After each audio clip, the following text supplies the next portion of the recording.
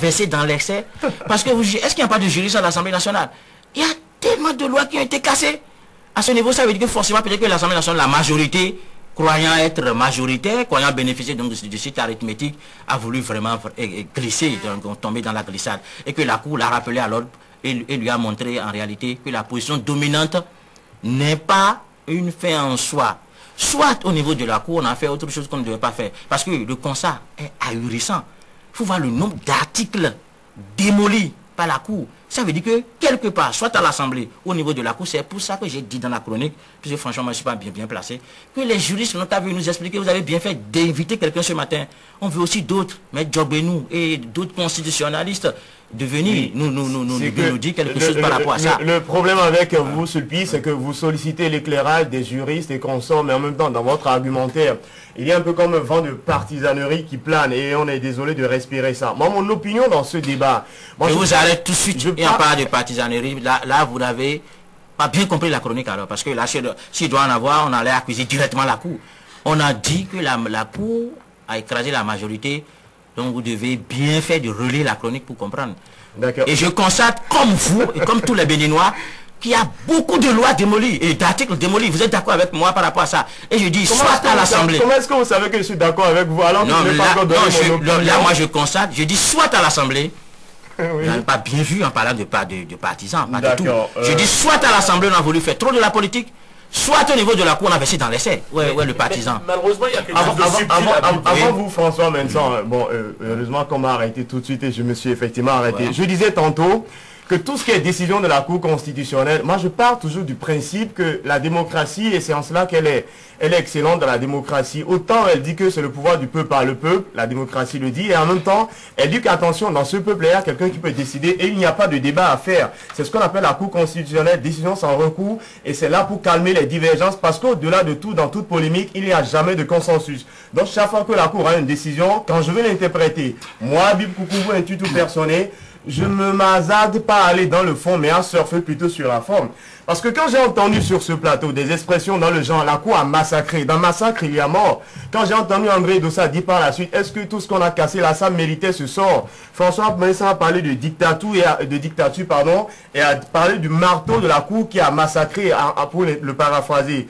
René a dit aussi que bon, il y a quelque chose qui ne tourne pas en rond. Bref, moi je ne suis pas là pour savoir est-ce que dans le fond, est-ce qu'il y a quelque chose qui ne tourne pas en rond. De ma position de journaliste, pour analyser et essayer de me poser des petites questions, je suis dans la forme. Le seul mérite que moi j'apprécie, la seule satisfaction par rapport à cette cour de Robert Dossou, au passage, j'avais déjà dit sur ce plateau que la cour de Robert Dossou a quelque chose contre elle, l'opinion, les on-dit, les a priori, et qu'il lui revient de se débarrasser de ça. Bref, je disais, je ferme la parenthèse, que le seul mérite, le seul motif de satisfaction que je décerne à cette cour, c'est la célérité dans cette décision. C'est-à-dire que pour une fois au moins, la cour de Robert Dossou, par rapport à un sujet sérieux, qui engage la polémique et le débat, elle ne s'est pas donné le temps au point de se tirer éternellement pour me donner la décision. Elle a vite tranché, quitte à ce que maintenant le débat se fasse dans l'univers des juristes, quitte à ce que le débat se fasse avec ceux qui sont en même, comme l'invité l'a fait ce matin, d'expliquer à l'opinion concrètement dans ce que la Cour vient de donner comme décision, est-ce qu'il y a matière à polémiquer sur un considérant ou sur un autre considérant. Je me résume, pour une fois, la Cour de Robert Dossou, dans la forme, a vite tranché, et c'est tant mieux. Le débat du fond, je ne suis pas là pour dire ce qui doit être ou ce qui ne doit pas être. Je suis là pour écouter les uns les autres, notamment les juristes. Il est vrai qu'on parle de dictature. Il est vrai, rapidement André, il est vrai qu'on parle de dictature, mais il y a une chose qu'il faut reconnaître. La Cour ne prend pas des décisions juste pour le plaisir de les prendre. Il y a des arguments qui ont été donnés par la Cour. Si aujourd'hui, justement, si aujourd'hui on veut contester, on n'a qu'à se baser sur les arguments sur lesquels la Cour s'est fondée pour prendre cette décision et dire voilà, tel argument ne paraît pas valable, tel argument n'est pas bien. Et là, on laisse les a priori à côté, on laisse les jugements de valeur à côté et on se base véritablement sur les textes. Est-ce que la Cour a respecté ou non certains principes avant de sanctionner? Ça, c'est le vrai débat. Oui, André, oui, la loi est due, mais c'est la loi, et cette loi dit que les décisions de la Cour constitutionnelle sont sans recours, ça s'impose à nous tous, Béninois. Et je pense que c'est vrai, il faut laisser le soin aux constitutionnalistes, aux spécialistes de la question, de nous expliquer le fond de cette décision de la Cour, mais il y a que nous devons constater des choses. Et ce que nous constatons, il faut pouvoir le dire. Et moi, mes constats s'expriment à travers des interrogations. J'ai dit, citant Maître Lamani, que qu'est-ce que l'Assemblée nationale peut désormais faire? Je pense que nos constitutionnalistes sont interpellés. Les jurisprudences de la Cour, les différentes décisions de la Cour, aujourd'hui, à la lune, nous allons, moi je constate tout simplement que bientôt, on pourrait tout simplement assister à une confusion des rôles, c'est-à-dire on pourrait, entre la Cour constitutionnelle et l'Assemblée nationale, qui quand même légifère, c'est l'Assemblée nationale. Maintenant, puisque nous évoluons, puisque nous les compte le progrès, François, suivez-moi, puisque nous prenons tous le progrès que nous devons chaque fois moderniser notre processus démocratique. Ça veut dire quoi? C'est l'Assemblée nationale qui doit chaque fois proposer des lois, initier des lois capables, susceptibles donc de moderniser ce processus. Alors, lorsque, par exemple, on constate que, bon, on vous dit, par rapport à telle loi, on ne peut plus rien faire d'autre à part telle chose. Je me demande si, quelque part, là, on ne limite pas un peu le champ d'action du législateur. Je dis les différentes modifications, les différentes propositions de modifications faites par les députés et qui ont été balayées, totalement cassées par la Cour constitutionnelle. Il y a lieu de se poser des questions. Est-ce qu'il n'y a pas une certaine pertinence? Est-ce qu'il n'y a aucun article là qui méritait un meilleur sort? Nous parlons ici des lois électorales, c'est-à-dire quoi? Les textes qui vont régir nos prochaines élections. Et la loi dit que nous devons installer la Sénat pour un certain délai. Voilà qu'aujourd'hui... André, ce n'est pas pour vous interrompre. Quand je résumais tout à l'heure les bouts de phrases, je veux donner vous votre exemple. À votre place, hein, et c'est tant mieux, c'est peut-être mon point de vue, à votre place, je ne dirais pas, est-ce qu'il n'y a pas une pertinence dans cette décision que la Cour a cassée? Parce qu'en le disant ainsi, vous semblez déjà dire qu'il avait de la pertinence. À votre place, je disais, à votre place, je peux finir, je veux plutôt me poser la question de savoir pourquoi est-ce que la Cour a cassé. Et en cherchant à savoir pourquoi est-ce que la Cour a cassé, je pourrais répondre à ces quelques questions. Mais en disant, est-ce qu'il n'y a pas une pertinence? Il y a un peu comme une opinion qui plane là. Il y a un peu comme une envie de dire à la Cour, voilà ce qui devait être parce que la Cour a cassé. Une pertinence. Toute pertinence au monde n'est pas à casser, elle est à faire valoir, elle est à brandir, elle est à accepter. Ça dépend de celui qui apprécie. Et puis je voudrais, c'est que vous n'interprétiez pas mes propos. Moi je constate, et je me pose des questions. Et je pense qu'il revient à nos constitutionnalistes d'apporter des réponses à ces questions. Mais moi, je n'ai aucune intention de mettre en cause la décision de la Cour. Et je pense qu'à la lumière de cette décision-là, on doit pouvoir apprécier un certain nombre de choses. On constate, il faut que nous... Oui, moi, je voudrais faire observer que les 7 sages, tous sages qu'ils sont, ils sont des hommes. Nous en avons fait des dieux. Est-ce que nous avons bien fait? Ça, c'est une interrogation. Ensuite, je ne suis pas d'accord, je suis respectueusement en désaccord avec vous sur ce que vous considérez qu'il n'y a que des juristes pour faire le débat. Moi, je considère que ça, c'est un élan de bâillonnement. Nous sommes citoyens béninois. Moi, je suis né ici, je n'ai déjà pas un autre pays. Et je pense qu'une question comme ça nous concerne au premier chef. Parce que c'est de Bénin qu'il s'agit, c'est d'avenir de notre pays qu'il s'agit. Donc, à partir de ce moment-là, on peut s'interroger. Je crois qu'on peut légitimement s'interroger. Et puis, il y a ce que moi j'appelle le péché originel.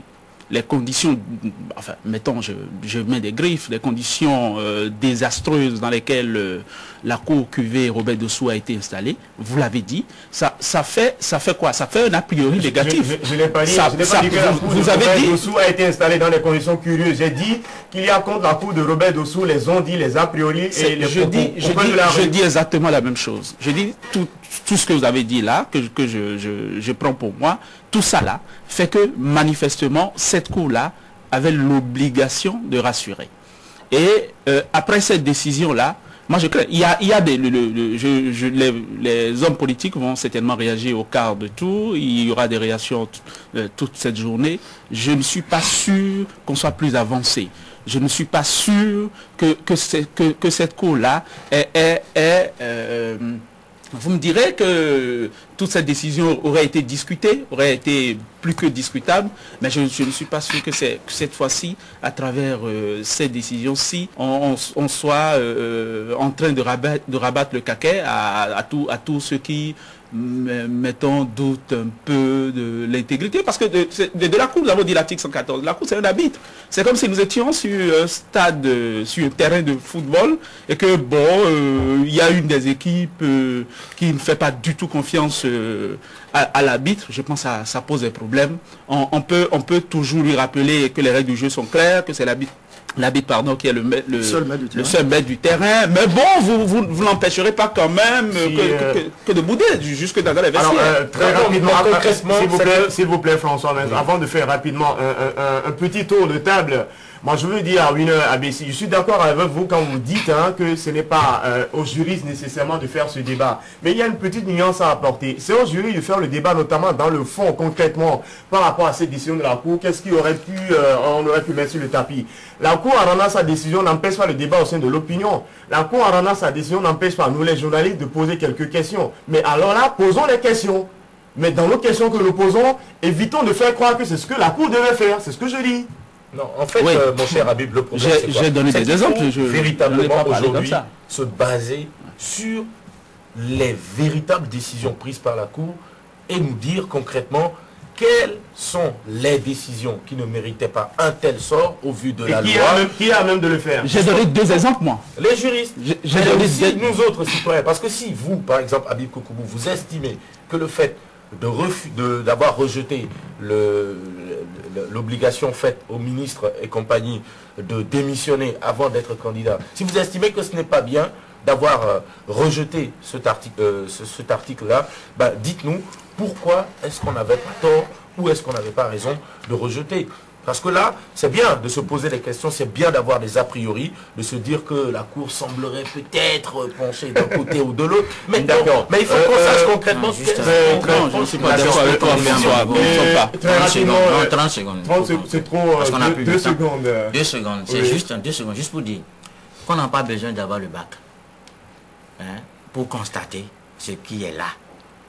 Qu'il y a beaucoup d'articles qui ont été rejetés. Et maintenant, il faut chercher à comprendre pourquoi. Pourquoi est-ce que c'est au niveau de l'Assemblée nationale? Ça, j'insiste là-dessus. Ou bien c'est au niveau de la Cour. Ou bien,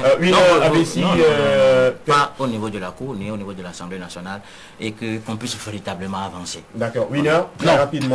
Faisons en sorte de sauver l'essentiel. L'essentiel, c'est les élections à venir. Ce sont des élections où le taux d'adrénaline, déjà 6 mois à l'avant, est assez élevé. Il faut que nous fassions, en sorte que l'impasse des délais ne nous rattrape pas. Il faut que nous fassions en sorte de bien les organiser. Ça veut dire ce que ça veut dire. François Maison. Les décisions de la Cour sont malheureusement sans recours. Inutile de pleurer sur le lait renversé, mais attention, pour mener le débat, il faut véritablement se baser sur ce qui a motivé. D'accord. André Dossa. Oui, moi je voudrais justement demander aux constitutionnalistes, à ceux qui prônent une révision de notre texte fondamental, qu'il faudra désormais tenir compte du pouvoir législatif de la Cour constitutionnelle désormais. D'accord. Merci à vous. Moi, j'ai très rapidement envie de rappeler dans ce débat cette expression latine qui est d'ailleurs un rapport avec le droit. Dura lex, sed lex. La loi est due, mais malheureusement, elle demeure la loi.